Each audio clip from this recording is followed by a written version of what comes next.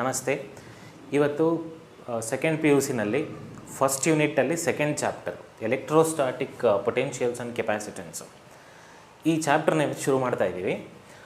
First potential ಅಂದರೆ ಏನು ಅಂತ ಅರ್ಥ ಮಾಡಿಕೊಂಡು ಅದಾದಮೇಲೆ ಕೆಪಾಸಿಟೆನ್ಸ್ಗೆ ಹೋಗೋಣ.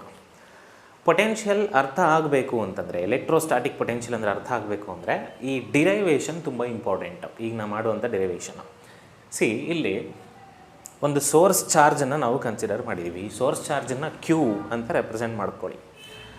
ಓಕೆ, ಈ ಸೋರ್ಸ್ ಚಾರ್ಜಿಂದ ಯಾವುದೋ ಒಂದು ಸುಮ್ಮನೆ ಒಂದು ಇಮ್ಯಾಜಿನರಿ ಪಾಯಿಂಟ್ ಇದೆ. ಈ ಪಾಯಿಂಟ್ಗಿರುವಂಥ ಡಿಸ್ಟೆನ್ಸನ್ನು ಆರ್ ಅಂತ ಇಮ್ಯಾಜಿನ್ ಮಾಡ್ಕೊಂಡಿದ್ದೀನಿ. There is another charge Q naught. ಇದನ್ನು ಟೆಸ್ಟ್ ಚಾರ್ಜ್ ಅಂತ ಬೇಕಾದರೆ ಇಮ್ಯಾಜಿನ್ ಮಾಡ್ಕೊಳ್ಳಿ. ಇದನ್ನು ಸೋರ್ಸ್ ಚಾರ್ಜ್ ಅಂತ ಯಾಕೆ ನಾನು ಹೇಳಿದೆ ಅಂತಂದರೆ, it will produce electric field around it. Okay, ಇದನ್ನು ಟೆಸ್ಟ್ ಚಾರ್ಜ್ ಅಂತ ಯಾಕೆ ಹೇಳಿದೆ ಅಂತಂದರೆ, ಇದರ ಎಲೆಕ್ಟ್ರಿಕ್ ಫೀಲ್ಡ್ ಒಳಗಡೆ ಇದು ಮೂವ್ ಆಗುತ್ತೆ. ಓಕೆ, ಹಾಗಾಗಿ ಇದನ್ನು ಟೆಸ್ಟ್ ಚಾರ್ಜ್ ಅಂತ ನಾವು ಇಮ್ಯಾಜಿನ್ ಮಾಡ್ಕೋತಾ ಇದ್ದೀವಿ. ಆ್ಯಂಡ್ ನಾವು ಅಸ್ಯೂಮ್ ದ್ಯಾಟ್ ಈ ಎರಡೂ ಚಾರ್ಜ್ಗಳು ಕೂಡ ಪಾಸಿಟಿವ್ ಚಾರ್ಜ್ ಅಂತಲೇ ಇಮ್ಯಾಜಿನ್ ಮಾಡ್ಕೋಬೇಕು. ಸೊ ಅವೆರಡರ ಮಧ್ಯೆ ರಿಪಲ್ಸಿವ್ ಫೋರ್ಸ್ ಇರುತ್ತೆ, ಪಾಸಿಟಿವ್ ಆಗಿರೋದ್ರಿಂದ. ಹಾಗಾಗಿ ಇನಿಷಿಯಲಿ ಈ ಸೋರ್ಸ್ ಚಾರ್ಜು ಮತ್ತು ಈ ಟೆಸ್ಟ್ ಚಾರ್ಜು ಎರಡು ಕೂಡ they are at infinite distance from each other. ಈಗ ಈ ಇನ್ಫಿನೈಟ್ ಡಿಸ್ಟೆನ್ಸಲ್ಲಿರುವಂಥ ಈ ಕ್ಯೂ ನಾಟನ್ನು, ಟೆಸ್ಟ್ ಚಾರ್ಜನ್ನು ನಾನು ಎಕ್ಸ್ಟರ್ನಲ್ ಫೋರ್ಸ್ನ ಅಪ್ಲೈ ಮಾಡಿ against the electrostatic repulsive force ಈ ಪಾಯಿಂಟ್ಗೆ ತಂದು ಕೂರಿಸ್ಬೇಕು. ಕೂರಿಸೋದಕ್ಕೆ ಎಷ್ಟು ವರ್ಕನ್ನ ನಾನು ಮಾಡಬೇಕಾಗತ್ತೆ, total what is the amount of work is needed, that we have to calculate. That's it. ಈಗ ನೋಡ್ಕೊಳ್ಳಿ, ಇದರ ಮೇಲೆ ಈ ಸೋರ್ಸ್ ಚಾರ್ಜು ರಿಪಲ್ಸಿವ್ ಫೋರ್ಸನ್ನು ಎಕ್ಸರ್ಟ್ ಮಾಡುತ್ತೆ. ಆ ರಿಪಲ್ಸಿವ್ ಫೋರ್ಸನ್ನು ನಾನು ಈ ಡೈರೆಕ್ಷನಲ್ಲಿ ಬರೀಬೋದು. Again, and I can call this repulsive force is nothing but electrostatic force of repulsion. ಅದನ್ನು F ಅಂತ ಇಟ್ಕೊಂಡಿದ್ದೀನಿ. ಅಟ್ ದ ಸೇಮ್ ಟೈಮ್ ನಾನು ಇದನ್ನು, ಈ ಟೆಸ್ಟ್ ಚಾರ್ಜನ್ನು ಇಲ್ಲಿಗೆ ತೊಗೊಂಬರಲಿಕ್ಕೆ ಒಂದಷ್ಟು ವರ್ಕ್ ಮಾಡ್ತಾ ಇದ್ದೀವಿ. ಅಂದರೆ ಈ ಎಲೆಕ್ಟ್ರೋಸ್ಟಾಟಿಕ್ ಫೋರ್ಸ್ ಆಫ್ ರಿಪಲ್ಷನ್ಗೆ ಅಪೋಸಿಟ್ ಫೋರ್ಸ್ ನಾನು ಎಕ್ಸ್ಟರ್ನಲ್ ಫೋರ್ಸನ್ನು ಕೊಡಬೇಕು. ಪ್ರೊವೈಡೆಡ್ ದ್ಯಾಟ್ ಈ ಎಕ್ಸ್ಟರ್ನಲ್ ಫೋರ್ಸು ಮತ್ತು ಈ ಎಲೆಕ್ಟ್ರೋಸ್ಟಾಟಿಕ್ ರಿಪಲ್ಸಿವ್ ಫೋರ್ಸು ಎರಡೂ ಕೂಡ ಈಕ್ವಲ್ ಆ್ಯಂಡ್ ಅಪೋಸಿಟ್ ಆಗಿರಬೇಕು. ಮ್ಯಾಗ್ನಿಟ್ಯೂಡ್ ಸೇಮು, ಬಟ್ ಡೈರೆಕ್ಷನ್ ಮಾತ್ರ ಅಪೋಸಿಟ್ಟು. ಆಗ ಈ ಚಾರ್ಜ್ ಪಾರ್ಟಿಕಲ್ ಆಕ್ಸಿಲರೇಟ್ ಆಗೋದಿಲ್ಲ, ಬಿಕಾಸ್ ಟೋಟಲ್ ಫೋರ್ಸ್ ಅದರ ಮೇಲೆ ಝೀರೋ ಇರುತ್ತೆ. ನಾವು ಈ ಟೆಸ್ಟ್ ಚಾರ್ಜನ್ನು ಇಲ್ಲಿಗೆ ತೊಗೊಂಬರುವಾಗ ಕಾನ್ಸ್ಟೆಂಟ್ ವೆಲಾಸಿಟಿನಲ್ಲಿ ತೊಗೊಂಡು ಬರ್ತೀವಿ, because of zero force. Anyway, ಈಗ ಇಲ್ಲಿಂದ ಇಲ್ಲಿವರೆಗೂ ಈ ಟೆಸ್ಟ್ ಚಾರ್ಜ್ ನಿಂಗೆ ತರಬೇಕು ಅಂತಂದರೆ, ಈ ಟೆಸ್ಟ್ ಚಾರ್ಜ್ ಹೋಗುವಾಗ ಇಟ್ ವಿಲ್ ಅಂಡರ್ಗೋ ಸ್ಮಾಲ್ ಡಿಸ್ಪ್ಲೇಸ್ಮೆಂಟ್ಸ್. ಒಟ್ಟಾರೆ ಇಲ್ಲಿಂದಲ್ಲಿಗೆ ಹೋಗಿ ಕೂತ್ಕೊಬಿಡೋದಿಲ್ಲ, ಚಿಕ್ಕ ಡಿಸ್ಪ್ಲೇಸ್ಮೆಂಟ್ಸ್ಗಳನ್ನು ಮಾಡ್ಕೊಂಡು ಹೋಗುತ್ತೆ. ಸೊ ನಾನು ಅದರಲ್ಲಿ ಒಂದು ಸ್ಮಾಲ್ ಡಿಸ್ಪ್ಲೇಸ್ಮೆಂಟನ್ನು ತೊಗೋತೀನಿ. ಇವಾಗ ಇಲ್ಲಿಂದ ಇಲ್ಲಿವರೆಗೆ ಈ ಟೆಸ್ಟ್ ಚಾರ್ಜ್ ಹಿಂಗೆ ಮೂವ್ ಆದರೆ ಇದನ್ನು ಸ್ಮಾಲ್ ಡಿಸ್ಪ್ಲೇಸ್ಮೆಂಟ್ dx ಅಂತ ನಾನು ಇಮ್ಯಾಜಿನ್ ಮಾಡ್ಕೋತೀನಿ. ಈಗ ನೋಡಿ, the work is done, okay, against this electrostatic force of repulsion to bring this charge from here to here. ಆ ವರ್ಕ್ ಡನ್ನನ್ನು ನಾನು ಇವಾಗ ಬರೀತೀನಿ. ಸೊ ಹೇಗೆ ವರ್ಕ್ ಡನ್ ಬರೆಯೋದು? I will call the work done is DW. ಇಲ್ಲಿ DW ಅಂತಂದರೆ small work done ಅಂತ. That is equal to electrostatic force of repulsion, okay, dotted with the displacement ಮತ್ತು ಫೋರ್ಸ್ ಎರಡೂ ಕೂಡ ವೆಕ್ಟರ್ ಕ್ವಾಂಟಿಟೀಸು. ಹಾಗಾಗಿ ಈಗ ಬರ್ಕೊಂಡಿದ್ದೀನಿ. ಇದನ್ನು ನಾವು ಸ್ವಲ್ಪ ಎಲಾಬ್ರೇಟ್ ಮಾಡಿ ಬರೀಬಹುದು. ಈಗ DW ಅನ್ನು ಈಗ ಯಾವುದೇ ಎರಡು ವೆಕ್ಟರ್ಸನ್ನು ಡಾಟ್ ಪ್ರಾಡಕ್ಟ್ ತೊಗೊಂಡ್ರೆ ಅದನ್ನು ಹೀಗೂ ಕೂಡ ಬರ್ಕೋಬೋದು. F.dx ಅನ್ನು F.dx ಇಂಟು ಕಾಸ್ ಥೀಟಾ ಅಂತ ಬರೀತೀವಿ. We know that theta is the angle between force and displacement. ಈ ಡಯಾಗ್ರಾಮಲ್ಲಿ ನಮಗೆ ಕ್ಲಿಯರಾಗಿ ಅರ್ಥ ಆಗುತ್ತೆ. ಫೋರ್ಸ್ ಆಫ್ ರಿಪಲ್ಷನ್ ಇರೋದು ಈ ಕಡೆಗೆ, ಬಟ್ ಈ ಪಾರ್ಟಿಕಲ್ ಡಿಸ್ಪ್ಲೇಸ್ ಆಗ್ತಿರೋದು ಈ ಕಡೆಗೆ. ಹಾಗಾಗಿ ಡಿಸ್ಪ್ಲೇಸ್ಮೆಂಟು ಮತ್ತು ಫೋರ್ಸ್ ಆಫ್ ರಿಪಲ್ಷನ್ ಅಪೋಸಿಟ್ ಡೈರೆಕ್ಷನಲ್ಲಿದೆ. ಥೀಟಾ 180 ಡಿಗ್ರಿ ಆಗುತ್ತೆ. ಸೊ ಥೀಟಾ ಏನಾದರೂ 180 ಡಿಗ್ರಿ ಆಗೋದ್ರೆ, ಓಕೆ, ಥೀಟಾ ವ್ಯಾಲ್ಯೂ 180 ಡಿಗ್ರಿ ಆದರೆ, so cos theta will be -1. So DW is going to be -F into dx. ಈ ಥರ ಬರೀಬೋದು. ಬಟ್ ನಾನು ಆಲ್ರೆಡಿ ಹೇಳ್ದಂಗೆ this is the small work done. ಈ ಚಾರ್ಜನ್ನು ಇಲ್ಲಿಂದ ಇಲ್ಲಿವರೆಗೆ ತೊಗೊಂಬರಲಿಕ್ಕೆ, ಸ್ಮಾಲ್ ಡಿಸ್ಪ್ಲೇಸ್ಮೆಂಟ್ ಆಗಲಿಕ್ಕೆ ಎಷ್ಟು ವರ್ಕ್ ಆಯಿತು? This is a small displacement. But how to calculate the total work done in bringing this test charge from here to this point? ಅಂದರೆ ಇನ್ಫಿನಿಟಿಯಿಂದ ಆರಷ್ಟು ಡಿಸ್ಟೆನ್ಸ್ಗೆ ಆ test ಚಾರ್ಜನ್ನ ತರಬೇಕು ಅಂದರೆ ಟೋಟಲ್ ಎಷ್ಟು ವರ್ಕ್ ಆಯಿತು ಅಂತ ಕ್ಯಾಲ್ಕುಲೇಟ್ ಮಾಡಬೇಕು. ಅದಕ್ಕೋಸ್ಕರ ನಾನು ಈ ಈಕ್ವೇಷನನ್ನು ಇಂಟಿಗ್ರೇಟ್ ಮಾಡಿಬಿಡ್ತೀನಿ, ಟೋಟಲ್ ವರ್ಕ್ ಡನ್ ನನಗೆ ಸಿಗುತ್ತೆ. ಇಂಟಿಗ್ರೇಷನ್ ಅಂತಂದರೆ ಮೀನಿಂಗೇ ಅದು ಅಲ್ವಾ, it is an alternate method of addition.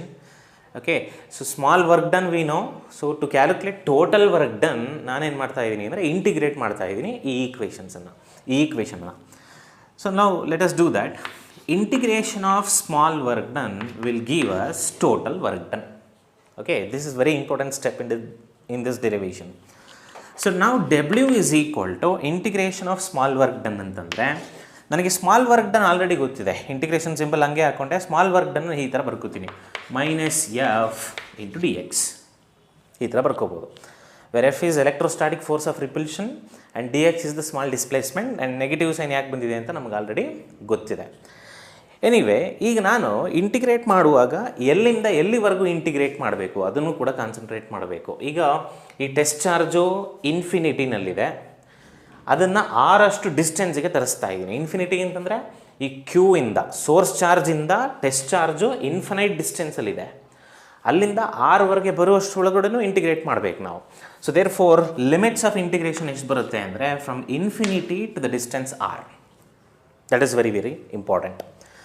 But from Coulomb's law ಪ್ರಕಾರ, ಓಕೆ, ನಮಗೆ ಕೂಲಮ್ಸ್ ಲಾ ಗೊತ್ತಿರೋದ್ರಿಂದ ಫಸ್ಟ್ ಚಾಪ್ಟ್ರಲ್ಲಿ I will write the equation of the force electrostatic force of repulsion ಅಂತ ಹೇಳಿದೆ ಅಲ್ವಾ, ಎಷ್ಟಿರುತ್ತೆ ಅಂತ ಬರೀತೀನಿ ಈಗ. So from Coulomb's law we know that force between two charges can be written as 1/4πε0. Product of charges ಬರೀಬೇಕು. ಇಲ್ಲಿ ಎರಡು ಚಾರ್ಜಸ್ ಯಾವುದು ಅಂದರೆ ಒಂದು ಸೋರ್ಸ್ ಚಾರ್ಜ್, ಇನ್ನೊಂದು ಟೆಸ್ಟ್ ಚಾರ್ಜನ್ನು Q0 ಅಂತ ತಗೊಂಡೆ, and that divided by the distance between them square. ಇಲ್ಲಿ ಈ ಪಾರ್ಟಿಕಲ್ ಈ ಸೋರ್ಸ್ ಚಾರ್ಜಿಂದ ಟೆಸ್ಟ್ ಚಾರ್ಜು ಬಹಳ ದೂರದಲ್ಲಿದೆ ಅಂತ ಹೇಳಿದೆ, ಆ್ಯಂಡ್ ಆಲ್ಸೋ ಪಾರ್ಟಿಕಲ್ ಇದು ಮೂವ್ ಆಗುವಾಗ ಆ ಡಿಸ್ಟೆನ್ಸ್ ಚೇಂಜ್ ಆಗ್ತಾ ಹೋಗುತ್ತೆ. ಸೊ ದೇರ್ ಫೋರ್ ಸುಮ್ಮನೆ ಡಿಸ್ಟೆನ್ಸನ್ನು ಒಂದು ಜನರಲೈಸ್ಡ್ ಆಗಿ ತೊಗೊಬಿಡ್ತೀನಿ, ಅದನ್ನು x² ಅಂತ ಇಟ್ಕೊಳ್ಳುವ. Where x is the distance from source charge to test charge. But ಈ ಡಿಸ್ಟೆನ್ಸ್ ಅನ್ನುವಂಥದ್ದು variable, because test charge move ಆಗ್ತಾ ಇದೆ, ಡಿಸ್ಟೆನ್ಸ್ ಚೇಂಜ್ ಆಗ್ತಾ ಹೋಗುತ್ತೆ, ಇಟ್ ಇಸ್ ಅ ವೇರಿಯೇಬಲ್ ಅಂತ ಕರೀಬೇಕು. ಈ ಫೋರ್ಸನ್ನು ನಾನಿಲ್ಲಿ ಜಸ್ಟ್ ಸಬ್ಸ್ಟಿಟ್ಯೂಟ್ ಮಾಡ್ಕೋತೀನಿ, ಆಗ ವರ್ಕ್ ಡನ್ ಏನಾಗುತ್ತೆ ನೋಡ್ಕೋಣ. So work done is equal to ಈ ನೆಗೆಟಿವ್ ಸೈನ್ ಹೊರಗಡೆ ಹಾಕೋಣ. Okay, integration from infinity to R, ಈ ಫೋರ್ಸ್ ಪ್ಲೇಸಲ್ಲಿ ಇದಿಷ್ಟನ್ನು ಬರ್ಕೋತೀನಿ ನಾನು. So 1/4πε0 Q0 divided by x². So force ಆಯಿತು, ದೆರ್ ಇಸ್ ಅ ಡಿ ಎಕ್ಸನ್ನು ಹಾಗೆ ಬರ್ಕೋಣ. ಈಗ ಇಂಟಿಗ್ರೇಷನ್ ಮಾಡ್ತಾ ಹೋಗಬೇಕಷ್ಟೇ, ಬೇರೇನಿಲ್ಲ. So work done is equal to, there is a negative sign, keep that negative sign as it is. ಇಲ್ಲಿ ಕಾನ್ಸ್ಟೆಂಟ್ಸ್ನೆಲ್ಲ ಹೊರಗಡೆ ತೆಗೆದುಕೊಂಡ್ಬಿಡ್ತೀನಿ ನಾನು. So Q0 divided by this 4πε0 ಕೂಡ ಹಾಗೆ ತಗೋತೀನಿ. Integration from infinity to R 1/x² dx ಅಂತ ಬಂತು. ಇದನ್ನು ಜಸ್ಟ್ ಇಂಟಿಗ್ರೇಟ್ ಮಾಡಬೇಕು ಅಷ್ಟೇ. ಇಲ್ಲಿ ನೋಡ್ಕೊಳ್ಳಿ, 1/x² ನಾನು ಈ x² ಮೇಲ್ಗಡೆ ತೊಗೊಂಡ್ರೆ, ನ್ಯೂಮರೇಟರ್ಗೆ ತೊಗೊಂಡ್ರೆ ಈ ಥರನೂ ಬರ್ಕೋಬೋದು. This 1/x² can also be written as 1/x⁻². Now it is very easy to integrate. So work done is equal to minus Q0 divided by 4πε0. ಇದನ್ನು ಇಂಟಿಗ್ರೇಟ್ ಮಾಡಿದ್ರೆ ಏನಾಗುತ್ತೆ ಅದನ್ನು ಈಗಲೇ ಬರೆದುಬಿಡ್ತೀನಿ ನಾನು. x⁻² -2 + 1. ಇಂಟಿಗ್ರೇಟ್ ಮಾಡಿದ್ರೆ ಪವರ್ನ ರೈಸ್ ಮಾಡಬೇಕು ಅಂತ ಗೊತ್ತಿದೆ. ಈಗ ನಾನು -2 ಇದೆ, ಪವರ್ನ +1 ಮಾಡಿಕೊಂಡ್ರೆ -2 + 1 it is going to be -1 divided by -1. But limits of ಇಂಟಿಗ್ರೇಷನ್ನ ಅಪ್ಲೈ ಮಾಡಬೇಕು. Limits of integration infinity to R. Okay, so this is what the equation for work done. ಈಗ ಇದನ್ನು ಇನ್ನೂ ಸಿಂಪ್ಲಿಫೈ ಮಾಡಬೇಕು ನಾನು. ಈ ಮೈನಸ್ ಇಲ್ಲಿಗೆ ಮಲ್ಟಿಪ್ಲೈ ಆಗುತ್ತೆ. ಓಕೆ, ಈ -1ನ ಹೊರಗಡೆ ತೆಗಿಬೋದು ನಾನು. So minus into this minus is going to be plus. So Q0 divided by 4πε0. Okay, so ಈಗ x⁻−1 ಅಂತ ಇದೆ, ಅದನ್ನು ನಾನು 1/x ಅಂತ ಬರ್ಕೋಬೋದು. ಈ ಲಿಮಿಟ್ಸನ್ನು ಇನ್ನೂ ಅಪ್ಲೈ ಮಾಡಿಲ್ಲ, ಅದನ್ನು ಹಾಗೆ ಬರ್ಕೋತೀನಿ. Limits are from infinity to the distance R. ನಾವು apply the limits and complete the integration. Okay, so ಏನಾಗುತ್ತೆ, work done is equal to, so Q0 divided by 4πε0. ಈಗ ಫಸ್ಟ್ ಅಪ್ಪರ್ ಲಿಮಿಟ್ ಅಪ್ಲೈ ಮಾಡಬೇಕು. So upper limit is 1/r minus 1 divided by lower limit is infinity. So ಇಲ್ಲಿ infinity में ತಗೋತೀವಿ. Okay, so you know that 1 by infinity is 0. Therefore work done is equal to q naught divided by 4 pi epsilon naught multiplied by this 1 by r. 1 by r na ನಾನು ಇಲ್ಲೇ ಬರ್ಕೊಂಡ್ಬಿಡ್ತೀನಿ. ಈ ಥರ ಬರೀಬೋದು. See, we got total work done. Total work done in bringing this test charge from infinity to this position. Okay, how much is the total work done? It is provided by this equation. And believe me, this work done is also called as potential energy of system of two charged particles. ನೋಡಿ ಇದರದ physical significance ಭಾಳ simple ಆಗಿದೆ. ಈಗ Q ನಾಟನ್ನು ಇಲ್ಲಿವರೆಗೂ ನಾವು ತಂದಿರೋದ್ರಿಂದ ಇಲ್ಲೇ imagine ಮಾಡ್ಕೊಬಿಡಿ test charge ಇಲ್ಲಿದೆ ಅಂತ. ಈ ಎರಡು ಚಾರ್ಜ್ಗಳ ಮಧ್ಯೆ ನೋಡಿ ಈ ಎರಡು ಚಾರ್ಜ್ಗಳನ್ನು ಆರಷ್ಟು ಡಿಸ್ಟೆನ್ಸಲ್ಲಿ ಇಟ್ಟರೆ ನೋಡಿ ಆರಷ್ಟು ಡಿಸ್ಟೆನ್ಸಲ್ಲಿದೆ, ಆಗ ಈ ಸಿಸ್ಟಮ್ಗೆ ಒಂದು ಪೊಟೆನ್ಷಿಯಲ್ ಎನರ್ಜಿ ಬರುತ್ತೆ. ಆ ಪೊಟೆನ್ಷಿಯಲ್ ಎನರ್ಜಿನೇ ಇದು. ಇದು ಹೇಗೆ ಇದು ವರ್ಕ್ ಡನ್ನ ಪೊಟೆನ್ಷಿಯಲ್ ಎನರ್ಜಿ ಅಂತ ಕರೆಯೋಕ್ಕಾಗುತ್ತೆ? It is because of the same reason that we are deciding are we are talking about gravitational potential energy. ಈಗ ಅರ್ತ್ ಸರ್ಫೇಸಿಂದ ಯಾವುದಾದ್ರೂ ಒಂದು ಆಬ್ಜೆಕ್ಟನ್ನು ಸರ್ಟೆನ್ ಹೈಟ್ಗೆ ತೊಗೊಂಡು ಹೋದರೆ ಹೈಟಲ್ಲಿ ಆಬ್ಜೆಕ್ಟ್ಗೆ ಗ್ರಾವಿಟೇಷನಲ್ ಪೊಟೆನ್ಷಿಯಲ್ ಎನರ್ಜಿ ಅಂತ ಬರ್ತಾಯಿತ್ತು. ಯಾಕೆ? Because work is done in raising the object above the earth level. Is it not? ಅರ್ಥಿಂದ ಒಂದಷ್ಟು ಲೆವೆಲ್ಗೆ ತೊಗೊಂಡು ಹೋಗಬೇಕು ಅಂದರೆ work is done against the gravitation. That work done against the gravitation was stored as potential energy. ಇಲ್ಲೂ ಕೂಡ ಈ electrostatic repulsive ಫೋರ್ಸ್ಗೆ ಅಪೋಸಿಟ್ ಆಗಿ ಆಬ್ಜೆಕ್ಟ್ ನಿಂಗೆ ತೊಗೊಂಡು ಹೋಗಬೇಕು ಅಂತಂದರೆ there must be work done against this repulsive electrostatic force that will be stored as electrostatic potential energy. Therefore you can call this work done as electrostatic potential energy. Okay, now ಹಾಗಾದರೆ potential ಅಂದರೆ ಏನು? Potential energy is different and electrostatic potential is different. What is that? ಅದನ್ನು ಇವಾಗ define ಮಾಡಿಬಿಡ್ತೀನಿ. So that definition is very important. Please understand this. If suppose, let me define potential now. Potential is represented with the letter V. V ಅನ್ನು literally represent ಮಾಡ್ತೀವಿ. And most importantly we are defining the potential at this point. ಈ ಪಾಯಿಂಟಲ್ಲಿ potential ಎಷ್ಟಿದೆ ಅಂತ define ಮಾಡ್ತಾ ಇದ್ದೀನಿ ಈ ಚಾರ್ಜ್ದು. Because as I told you earlier, ಇದೊಂದು ಸೋರ್ಸ್ ಚಾರ್ಜು. ಈ ಸೋರ್ಸ್ ಚಾರ್ಜು ಅದ್ರ ಸುತ್ತ ಎಲೆಕ್ಟ್ರಿಕ್ ಫೀಲ್ಡ್ನ ಪ್ರೊಡ್ಯೂಸ್ ಮಾಡಿದೆ. ಆ ಎಲೆಕ್ಟ್ರಿಕ್ ಫೀಲ್ಡಲ್ಲಿ ಇದೊಂದು ಪಾಯಿಂಟ್ ಅಷ್ಟೇ. ಈ ಪಾಯಿಂಟಲ್ಲಿ ಪೊಟೆನ್ಷಿಯಲ್ ಎಷ್ಟಿದೆ, ಎಲೆಕ್ಟ್ರೋಸ್ಟಾಟಿಕ್ ಪೊಟೆನ್ಷಿಯಲ್, ಅದನ್ನು ಡಿಫೈನ್ ಮಾಡ್ತಾ ಇದ್ದೀವಿ ನಾವಿಲ್ಲಿ.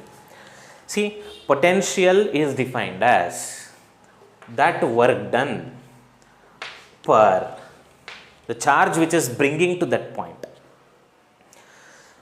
Okay, so and this charge is bringing from infinity. That is very important. This is what the definition of potential. ಈಗ ನಾನೇನು ಮಾಡ್ತೀನಿ ಡೆಫಿನೇಷನ್ಗೋಸ್ಕರ ಈ ಕ್ಯೂ ನಾಟ್ ಅಂತ ಇದೆಯಲ್ಲ, ಅಂದರೆ the charge we are bringing from infinity to this point. Okay, ಆ ಚಾರ್ಜನ್ನು unit positive charge ಅಂತ ತೊಗೊಬಿಡ್ತೀನಿ. ಅಂದರೆ ಇದನ್ನು +1 ಕೂಲಮ್ ಅಂತ ಇಟ್ಕೊಂಬೋಣ. ಆವಾಗ ಈಕ್ವೇಷನ್ ಏನಾಗುತ್ತೆ? Potential is equal to okay that potential is equal to just work done ಅಂತ ಆಗುತ್ತೆ. ಸೊ ನಾವು ಈಗ ಡೆಫಿನೇಷನ್ ಸಿಕ್ಕೋಯ್ತು ನನಗೆ. ಇದೇನಾದರೂ 1 ಆದರೆ +1 ಕೂಲಮ್ ಆದರೆ ಇದಾಯಿತು. ನಾವು ವಾಟ್ ಈಸ್ ದ ಡೆಫಿನೇಷನ್?